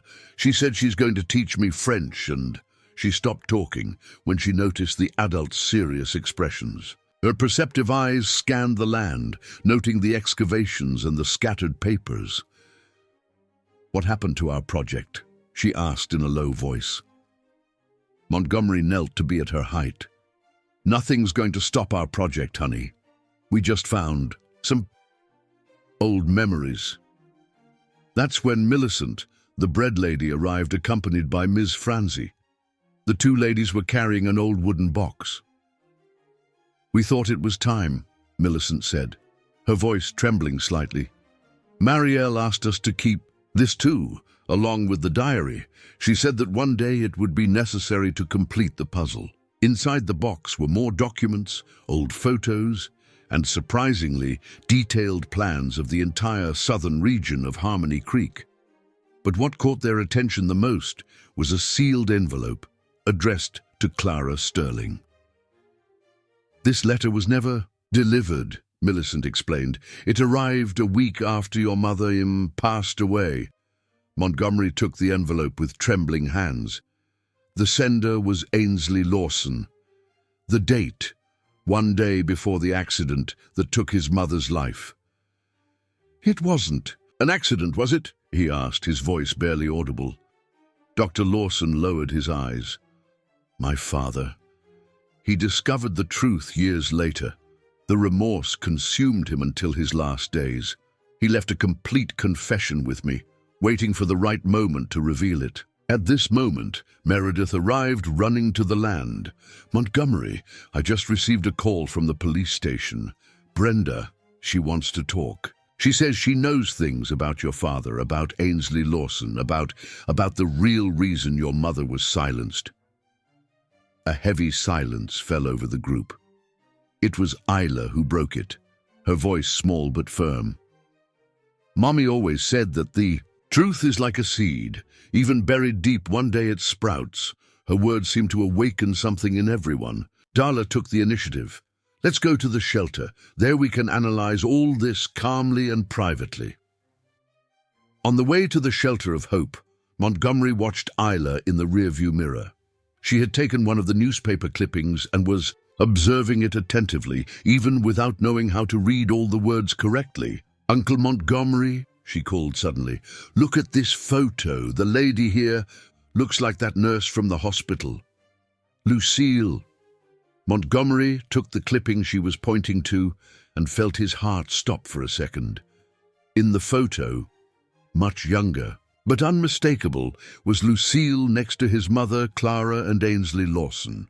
The three smiled in front of a building he recognized as the old Harmony Creek Hospital. "She's not just a nurse," Meredith said, quickly checking something on her tablet. "Lucille Lawson, Ainsley Lawson's sister, and according to these records, she was your mother's best friend."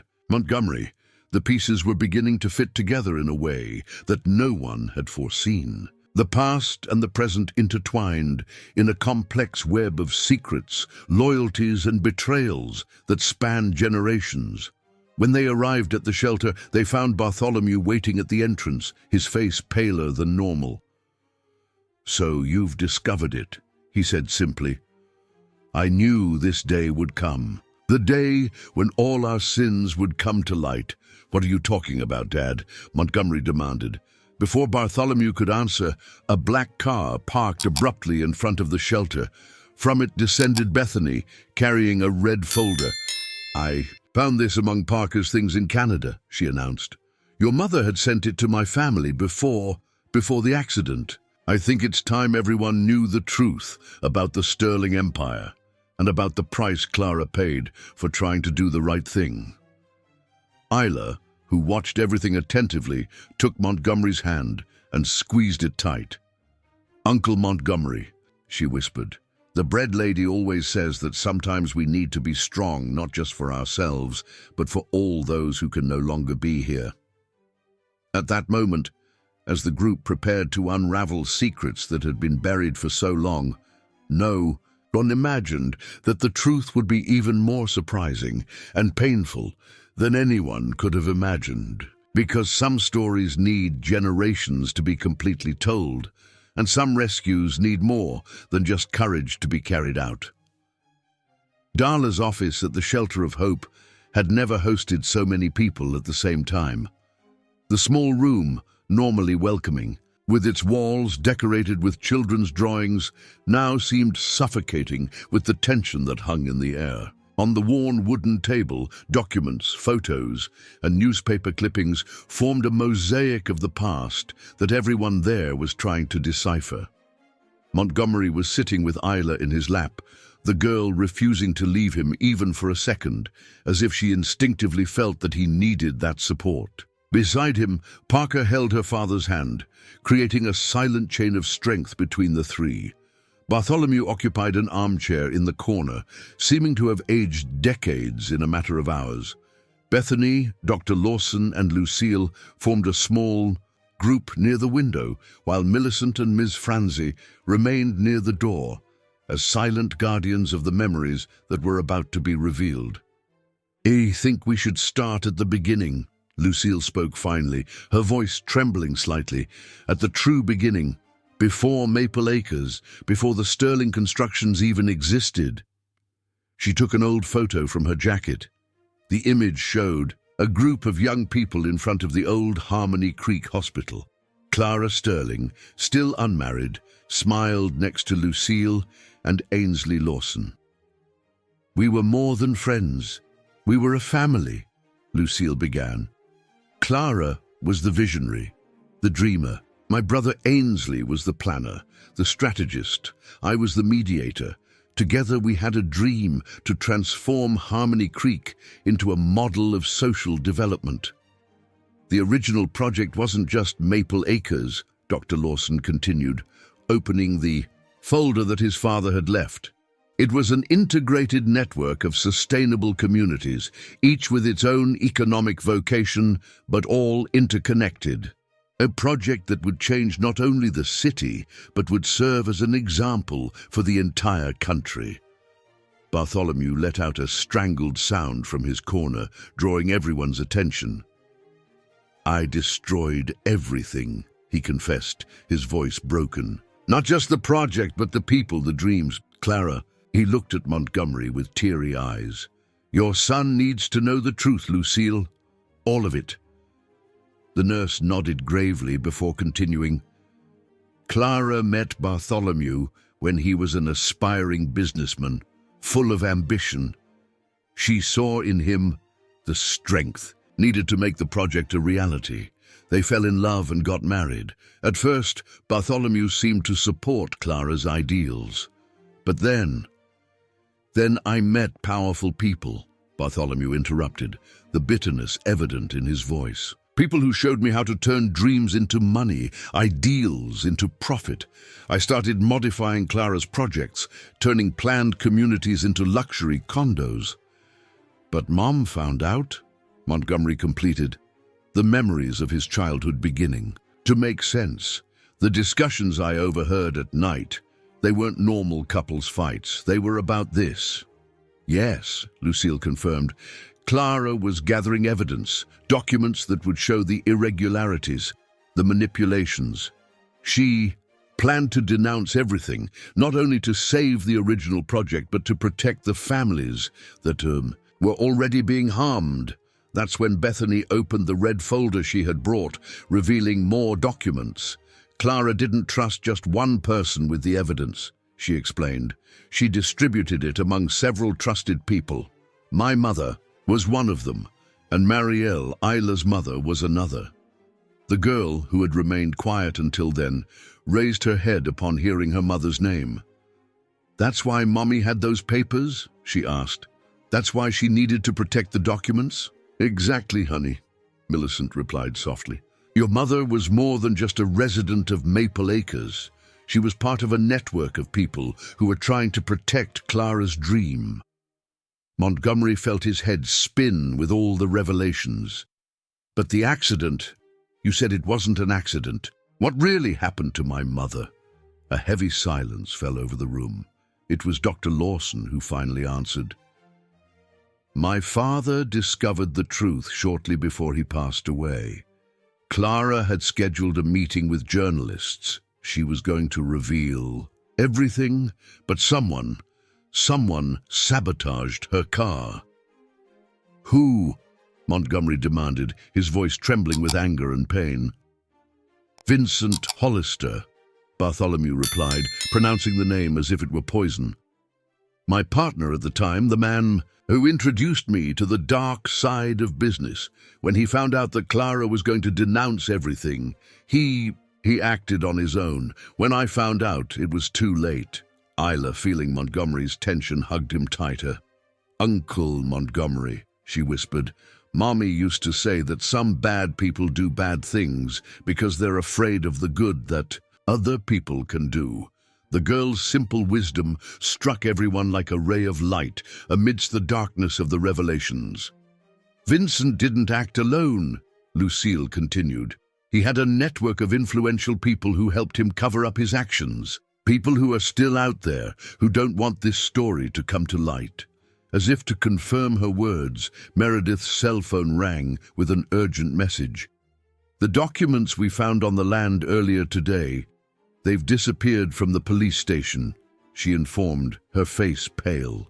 And Brenda, she was transferred before she could make her official statement. They're still acting, Dr. Lawson concluded, his voice filled with concern. And they won't stop until they destroy all the evidence. That's when Parker, who had remained silent until then, stood up abruptly.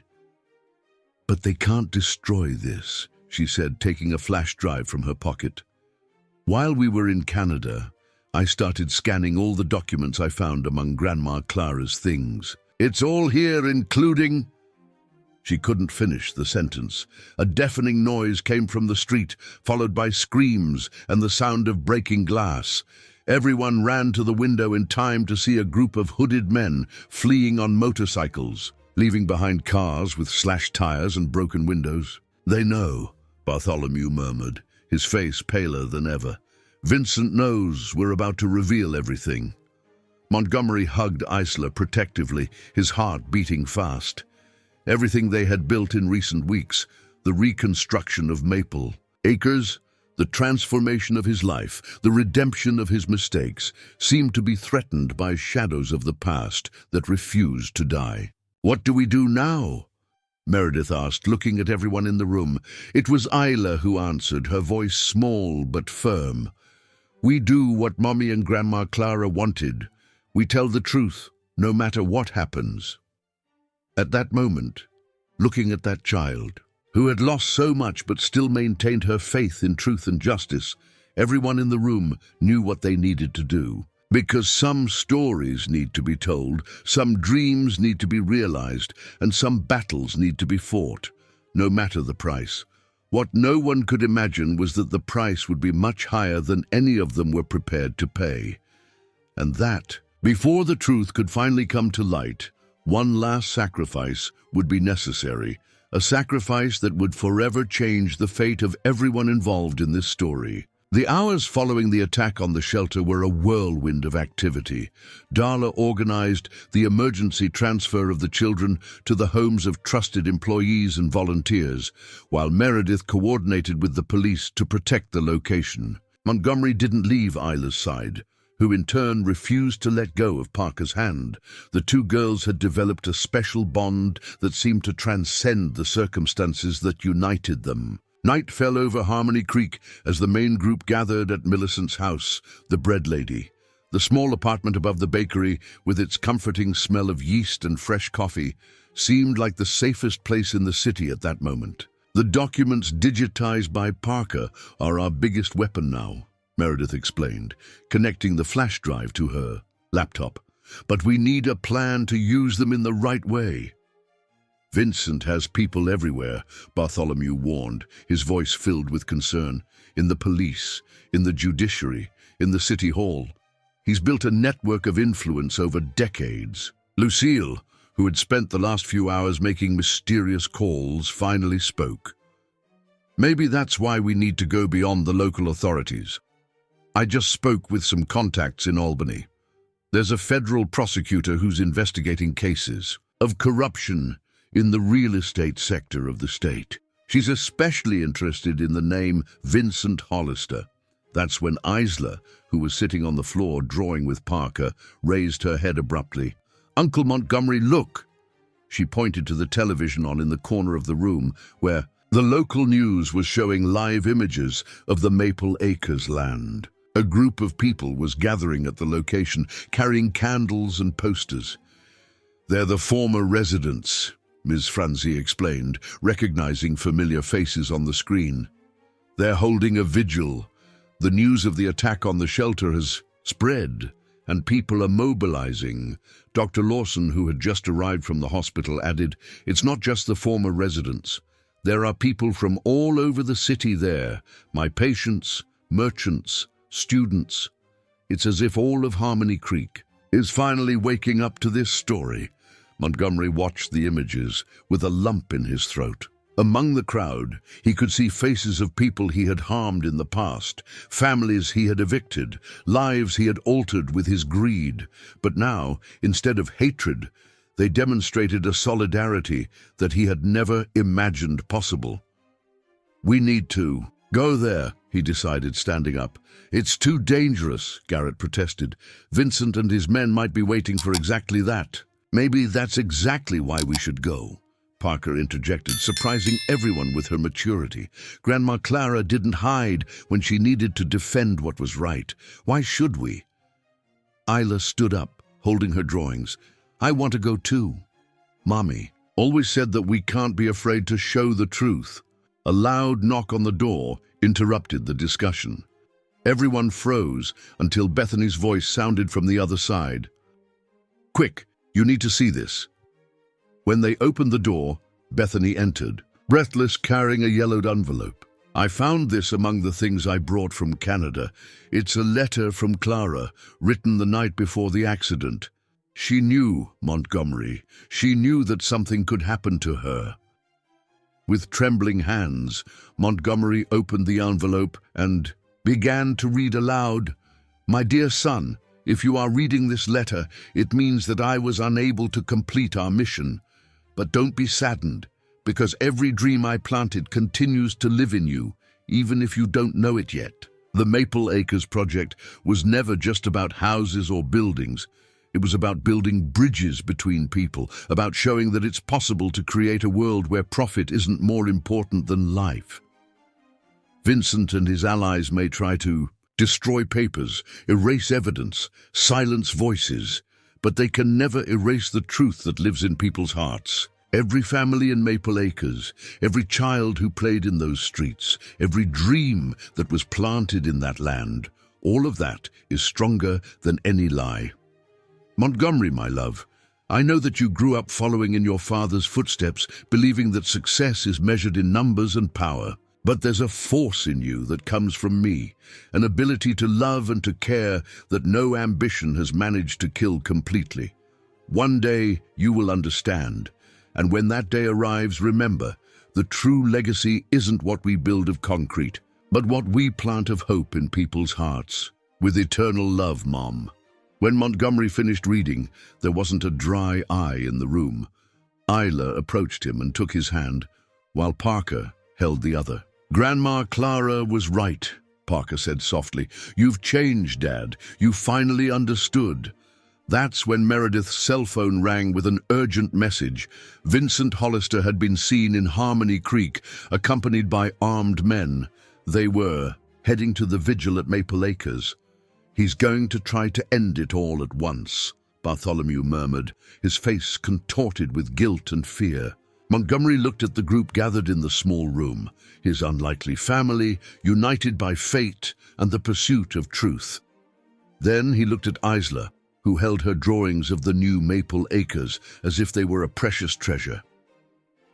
"We're not going to let that happen," he declared with a firmness that surprised everyone.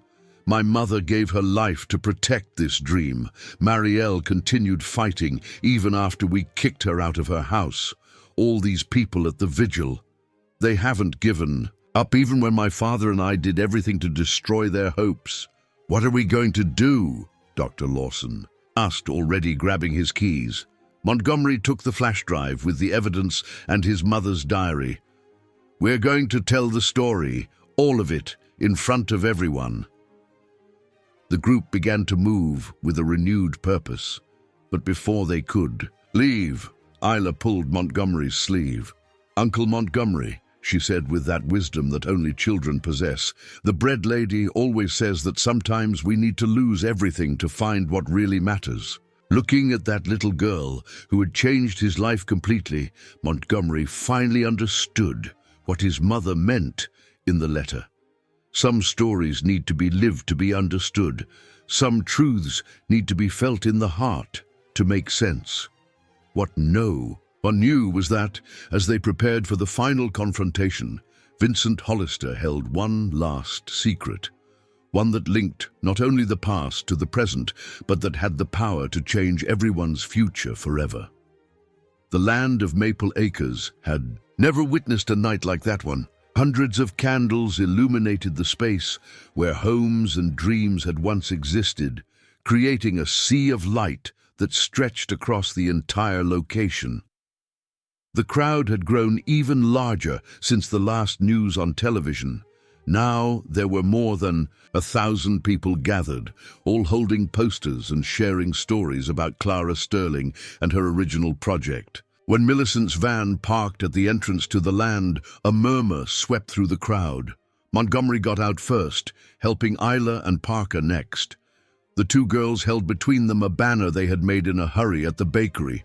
On it, Isla's colorful drawing of the new Maple Acres was reproduced in a larger size, with the words, "Clara's dream lives on in us," written in Parker's neat handwriting. Behind them, Meredith, Dr. Lawson, Lucille, Darla, and the others got out.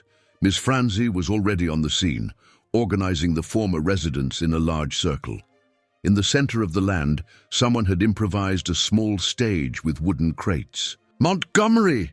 a familiar voice called. It was Garrett running towards him with a laptop under his arm. "The federal prosecutor is on her way. We managed to contact 3 major newspapers in the state. They're sending reporters." But before they could organize anything, a convoy of black cars entered through the side street. Vincent Hollister emerged from the first vehicle. A tall man in his 70s, white hair perfectly combed and an impeccable suit that seemed out of place in that environment. "What a touching scene," he said, his voice filled with irony. "The population united, fighting for justice. Too bad it's all based on lies." "The only lie here is you, Vincent." Bartholomew stepped forward, surprising everyone with his sudden courage. "You lied to me for years, making me believe that profit was more important than lives. You lied about Clara's accident. You lied about everything." Vincent laughed, a cold sound that made Isla shrink between Montgomery and Parker. "I lied? What about you, Bartholomew? Have you told your son about what really happened that night? About your participation in the accident?" A deadly silence fell over the crowd. Montgomery felt his blood run cold. "What's he talking about, Dad?" Bartholomew staggered as if he had been punched. I didn't know he was going to do that. Clara had told me about the evidence, about the denunciation she was going to make. I just called Vincent, wanting to find a solution. And I found it," Vincent completed with a cruel smile. "Just not the way you expected, did you, old friend?" That's when Lucille stepped forward, her voice trembling with contained rage. "But you weren't counting on one thing, Vincent. Clara didn't trust just one person with the evidence. She knew us too well for that." "What are you talking about?" "This," Parker declared, raising the flash drive. "I digitized all the documents that Grandma Clara left, including your confession, Vincent. The one you wrote to my grandfather after the accident, bragging about how you had solved the problem." Vincent's face lost all color. His men, who until then had maintained a threatening posture, began to look at each other with uncertainty. That's when Isla, to everyone's surprise, broke free from the hands that were holding her and walked to the center of the circle of people. Her small but clear voice cut through the night air. "My mommy taught me that when we do something wrong, we have to try to fix it, no matter how long it's been, no matter how much it hurts, and she learned that from Grandma Clara." The simplicity and truth in the girl's words seemed to touch something deep in everyone present. Even some of Vincent's men lowered their heads, visibly affected. "How touching," Vincent scoffed, but his voice no longer carried the same confidence. "And what do you intend to do? Hand me over to the police?" "I have half the police force in the state in my pocket. Not the entire police force." A new voice sounded. The federal prosecutor, Dr. Shay Ramsey, emerged from the crowd accompanied by federal agents. "And certainly not the Justice Department." Vincent made an abrupt movement towards his car, but was stopped by his own security guards. who, as it turned out later, were actually undercover agents. "It's over, Vincent," Montgomery declared, hugging Isla, who had run back to him. "The empire you built with lies is collapsing." But Vincent had one last card up his sleeve. With a quick movement, he took an envelope from his coat. "Are you sure you want to do this, Montgomery? Because I have here something that might be of great interest to little Isla. Something about her true identity." Before he could continue, Millicent advanced with surprising agility for her age and snatched the envelope from his hands. "Enough with the lies," she exclaimed, her voice filled with emotion. "I know exactly what's in that envelope because I was there when Marielle discovered it. The truth you want to use as a weapon, Vincent, will only further strengthen the bonds you've tried to destroy." Millicent turned to Montgomery and Isla, tears streaming down her wrinkled face. Marielle discovered shortly before she passed that she was pregnant with someone close to the Sterling family, someone who was also a victim of Vincent's schemes. Clara's younger brother Dylan, who disappeared mysteriously after threatening to expose the construction company's irregularities. The revelation hit everyone like lightning. Isla was truly part of the Sterling family, not by chance or manipulation, but by blood ties that not even Vincent had managed to completely destroy. "That's why she has the same eyes as Grandma Clara," Parker whispered, hugging her now-discovered cousin. Vincent's arrest happened amidst applause and tears from the crowd.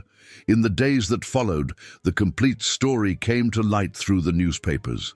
Clara's original dream, Vincent's network of corruption, Bartholomew's redemption, and mainly, the unlikely journey of Montgomery and Isla, the businessman who lost everything to find his true purpose, and the little girl who unknowingly carried within her the legacy of love and justice of Clara Sterling. 6 months later, the land of Maple Acres was unrecognizable.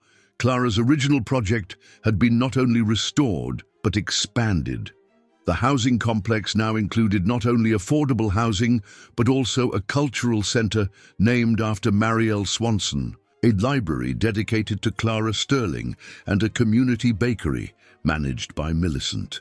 Montgomery, now director of the social project that replaced his former construction company, watched from the bench in the central square as Isla and Parker played with other children. Beside him, Meredith, who had become much more than an ally in this journey, held his hand. "You know what's most incredible?" she commented, watching the girls.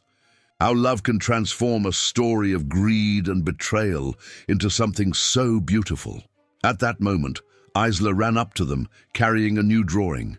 In it, she had portrayed her entire unlikely family: Montgomery, Parker, Meredith, Darla, Millicent, all united under the blue sky of the new Maple Acres. "Uncle Montgomery," she called with that smile that had changed everyone's life. "The bread lady always says that family isn't just who has the same blood, but who chooses to stay together even when it's difficult." Montgomery hugged his niece, now officially his adopted daughter, feeling his heart overflow with love and gratitude. There, in that piece of land that had once been the scene of so much pain, was born not only a new community, but a new way of seeing the world. In the center of the square, a mural painted by local artists showed the faces of Clara and Marielle, their serene expressions smiling at everyone who passed by. Below, a simple phrase summarized the lesson that everyone had learned. The true value of a life isn't in what we build of concrete, but in the love we plant in people's hearts.